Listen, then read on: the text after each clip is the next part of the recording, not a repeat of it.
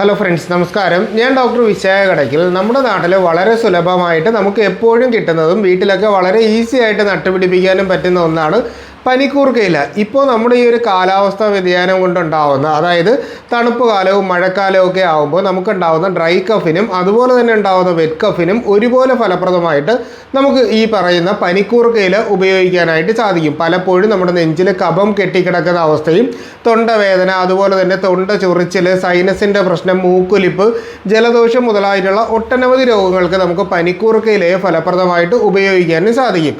അപ്പോൾ പനിക്കൂർക്ക എങ്ങനെ ഉപയോഗിക്കാം എന്നുള്ളൊരു കാര്യം പറഞ്ഞു തരാം. അപ്പോൾ അതിനായിട്ട് നമ്മൾ എടുക്കാനുള്ളത് ഏകദേശം 4 പനിക്കൂർക്കയില, അതായത് ഒരു മീഡിയം സൈസിലുള്ള 4 പനിക്കൂർക്കയില എടുക്കുക.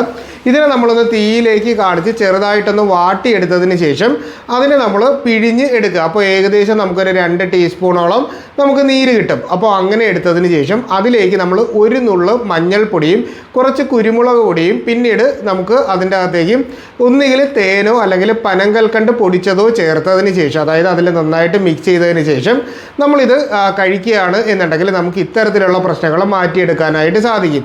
നമ്മൾ ഫ്രഷ് ആയിട്ട് പ്രിപ്പയർ ചെയ്യുന്നത് കൊണ്ട് തന്നെ നമ്മൾ എപ്പോഴും, അതായത് ദിവസത്തിൽ 3 നേരവും നമുക്ക് വളരെ ഈസി ആയിട്ട് ഈ ഒരു രീതിയിൽ പ്രിപ്പയർ ചെയ്തിട്ട് നമുക്ക് വീട്ടിൽ നിന്ന് തന്നെ ഉണ്ടാക്കി കഴിക്കാൻ പറ്റുന്നതാണ്.